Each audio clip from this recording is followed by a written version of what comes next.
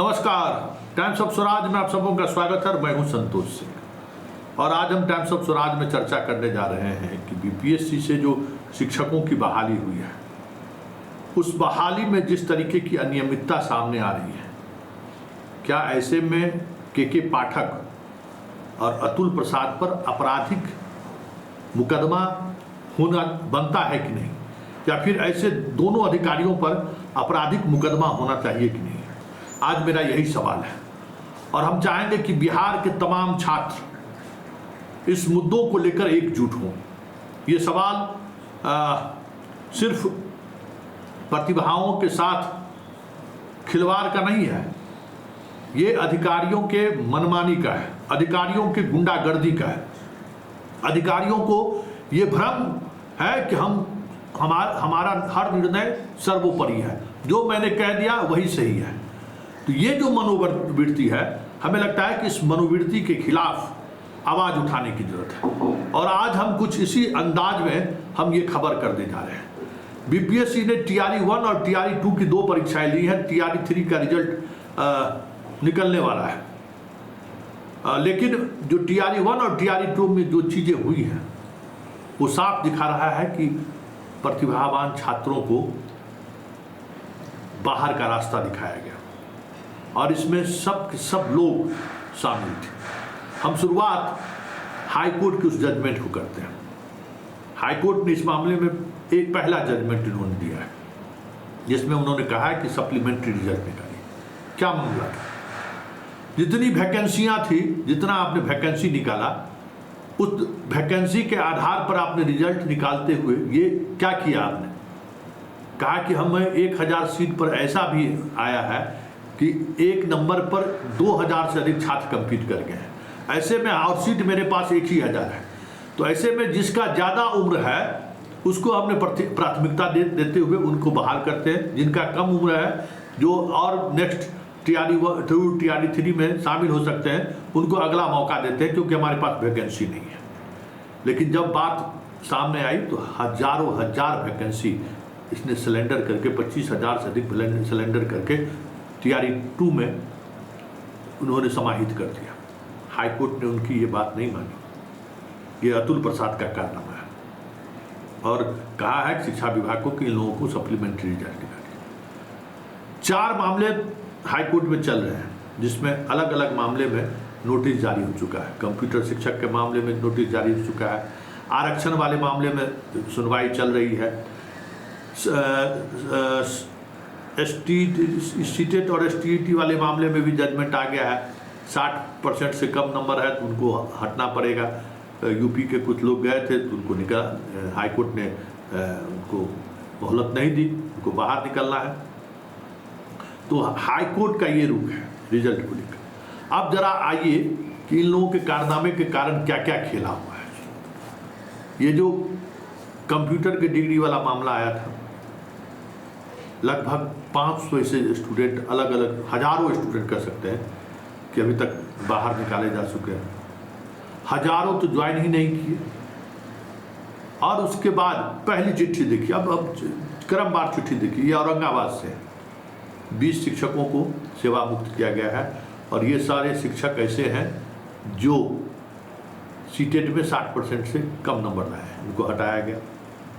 दूसरा खबर देखिए कि झारखंड से दिव्यांग का सर्टिफिकेट बनाकर बहुत सारे लोग नौकरी ले लिए।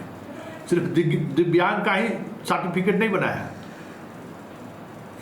झारखंड के लोग सीमावर्ती जिलों में अस्थायी निवासी और आरक्षण से जुड़े हुए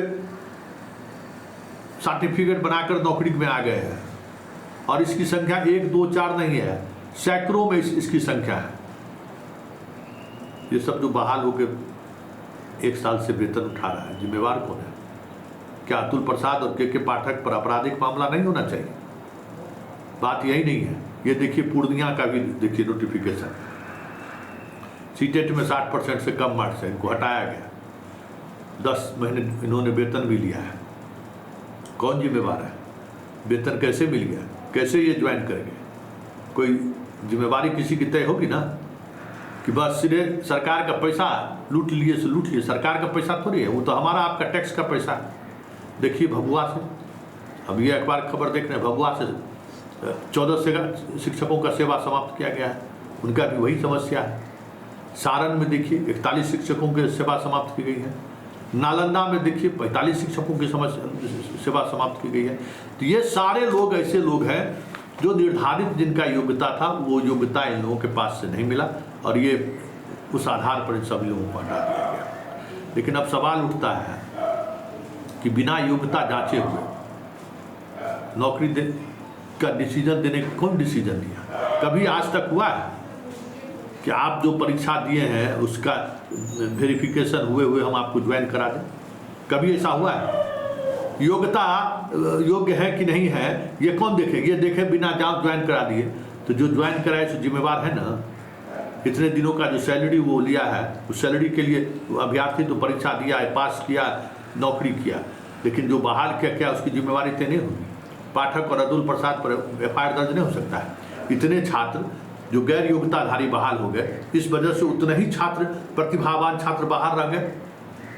ये भी तो है कि ये किसी का हकमारी किया इसने ना, और ये हकमारी देखना किसका काम है? कौन जिम्मेवार है इसके लिए? अब बताइए कौन जिम्मेवार है इसके लिए? क्या इस पर FIR दर्ज नहीं होना चाहिए? और देखिए हद तब हो गई। ये जीरादेई से खबर है, देखिए सिवान के 7 लोग जो है सो यूपी का लोग जीरादेई से जो है सो प्रमाण पत्र बना लिया, स्थानीय नागरिक होने का, रिजर्वेशन का, सब कुछ। उस मामले में DM जांच का आदेश दिए, राजस्व कर्मी जो है सो सस्पेंड हुआ है। लेकिन सवाल ये है कि आखिर इस तरीके का सर्टिफिकेट बन कैसे जा रहा है? बनाने वाले कौन लोग हैं आप बताइए ना। देवरिया जिले का 7 लोग हैं, सिवान के जीरादेई प्रखंड के सकड़ा पंचायत में मनिया गांव का निवासी बन के जो है सो ये अपना जाति प्रमाण पत्र, आय प्रमाण पत्र बनवा लिया और BPSC में ये शिक्षक घोष बन गए। आप बताइए वहीं के लोगों ने आवेदन दिया कि हमारे गांव का ये निवासी नहीं है, और फिर जांच शुरू हुआ तो पता चला कि फर्जीवाड़ा हुआ है, FIR दर्ज हुई है, कर्मचारी सस्पेंड हुआ है। लेकिन बात यह है कि ये तो एक गांव का कोई जागरूक व्यक्ति था नवीन, वो मुकदमा दर्ज कर दिया, वो उसके पीछे पड़ गया। लेकिन बहुत सारे ऐसे लोग होंगे जिसके बारे में लोगों को पता नहीं है कि कौन कहाँ से सर्टिफिकेट बना लिया। तो राजस्व कर्मचारी को सिर्फ सस्पेंशन होना चाहिए कि बर्खास्तगी होनी चाहिए, FIR दर्ज होना चाहिए। अपने यहाँ समस्या यही है कि जस्टिस किसी को नहीं मिलता है, समझ गए? और आप कितना बड़ा गुनाह कर दीजिए ना, आप पर कोई कार्रवाई नहीं होगी। मतलब आप पर सहानुभूति पूर्वक विचार होता है। ये सहानुभूति पूर्वक विचार है ना, ऐसा भी हुआ है। बताइए इस पंचायत सेवक को अगर बर्खास्त करके जो जितना बड़ा ये अपराध किया है, इसके कारण 7 वो शिक्षक, 7 बिहारी छात्रों का हकमारी हो गया, वो भी रिजर्वेशन कैटेगरी में। तो ऐसे पंचायत सेवक को बर्खास्त होना चाहिए, जेल होना चाहिए, जिंदगी भर में इसको कोई दूसरा सरकार का कोई बेनिफिट नहीं मिले। ऐसा कार्रवाई होगा, ऐसा उदाहरण पेश होगा, तब न लोग साहस नहीं करेगा। यहाँ तभी सस्पेंड हुआ, 6 महीने बाद फिर बहाल हो जाएगा, फिर वही धंधा करेगा। यहाँ कुछ होता थोड़ी है। इससे बड़ा अपराध और क्या हो सकता है कि 7 बिहार के स्टूडेंट के भविष्य के साथ इसने खिलवाड़ कर दिया। अगर इसका फर्जी आवासीय जाति प्रमाण पत्र नहीं बना के देता पंचायत सचिव, तो आज इसके जगह पर बिहार के बच्चे होते ना। और ये सिर्फ 7 नहीं है, 7 से 700, 7,000 हो सकता है, क्योंकि ये खबरें लगातार आ रही है कि बिहार के सीमावर्ती जिलों में से हजारों यूपी के छात्र रिजर्वेशन का जाति प्रमाण पत्र, आय प्रमाण पत्र बनाए, हजारों ऐसे छात्र हैं और वो अभी नौकरी में है। लेकिन इन सब से इतर जो सबसे महत्वपूर्ण बात है, उसको नौकरी दिया कौन? आज ये कैसे नौकरी में है? तो मान लीजिए कि एक लड़का आवाज़ उठाने के लिए पहुंच गया, इसीलिए ना, आवाज़ उठाने वाला नहीं मिलता तो क्या होता? यही है इस देश का कानून की व्यवस्था, कानून का राज जिसको करते हैं ना, कि कोई इस राज कानून का कोई डर नहीं है, कानून का कोई मतलब ही यहाँ नहीं है। मतलब जो जितना जिम्मेवार व्यक्ति है वो उतना कानून को नज़रअंदाज करता है। बताइए, कानून को इसलिए ना नज़रअंदाज करता है कि कानून में कोई ताकत नहीं है, कानून सिर्फ रिलीफ देने के लिए है, न्याय देने के लिए नहीं है। आप इससे बड़ा अपराध और क्या हो सकता है? देखिएगा 2-4-5 महीने बाद सस्पेंशन छूटेगा, फिर वही धंधा शुरू कर देगा। इस सस्पेंशन का केस है, इसमें तो सीधे बर्खास्तगी और जेल जाना चाहिए। इसका संरक्षण कुछ चीज को, नौकरी का क्यों संरक्षण, क्यों संरक्षण सरकारी कर्मचारी काम करता है ये लोग सिर्फ गलत काम करता है। ये जो एक दिमाग बन गया ना, सरकारी कर्मचारियों को संरक्षण मिलना चाहिए। जो निर्णय लेता है, निर्णय आप गलत ले रहे हो भाई, आपके निर्णय गलत लिए तो आपको सेवा में रहने का कोई मतलब नहीं है। कानून इस तरीके से काम होना चाहिए, तब लोगों को न्याय मिलेगा।